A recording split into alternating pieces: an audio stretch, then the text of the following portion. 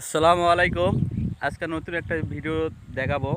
আসলে বিছন কাছলাত পলিথিন দিলে কি লাভ হয়। এই তো বিছন পানি দেওয়া আছে, বিছন কালো কিশকিশ হয়ে গেছে, কোনো বিছন এক জায়গাতে মরে নাই, এটাই হলো লাভ। এই পাশে আলু সিসা দেওয়া হয়েছে, আলু বাদ দেওয়া হয়েছে, সিসা দিছি, গাছ সব ঝাড়ে বেড়ে গেছে। আর এই শীতের কালে বিছনে চারা খুব কষ্ট। এই যে আমাদের ধান মরে গেছে, বিছন অত নাই, তো ধান গাজায় না, বিছন এত সমস্যা।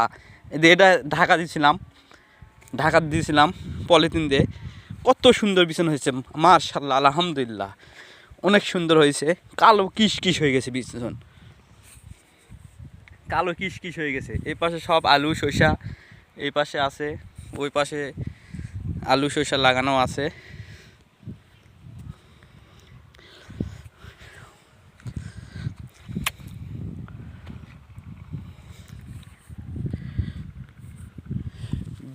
বিছনত পলিথিন দিলে এই একটা লাভ, বিছনটা অনেক ভালো থাকে।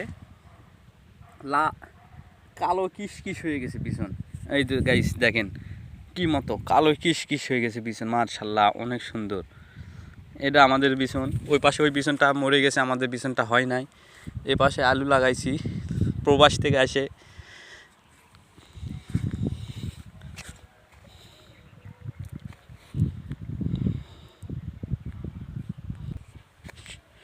শসা আমাদের, এটা হলো শসা, কেবল গাছ বের হয়েছে, এখনও শসা কুলা বাদ দেওয়া হয়নি।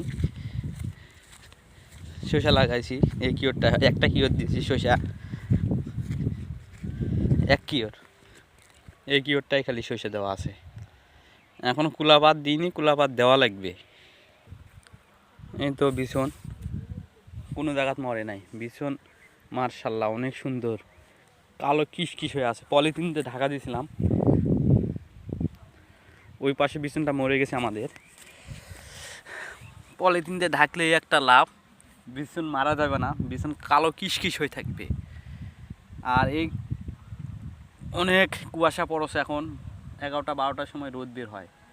আর শীতকালে বিছন করা অনেক কষ্ট, মানে অনেক বিছন মরে যায়, এই জন্য পলিথিন দিয়ে ঢাকা দিতে হয়। এই যে আমাদের এই পাশে বিছন মরে গেছে, বিছন নাই, শেষ সারা, এই তো শেষ, এটা শেষ। এই পাশে ডিপ আছে, এই ডিপের আউটার আমাদের জমিত, এটাই হলো আউটার, পানি বের হয় এই পাশে।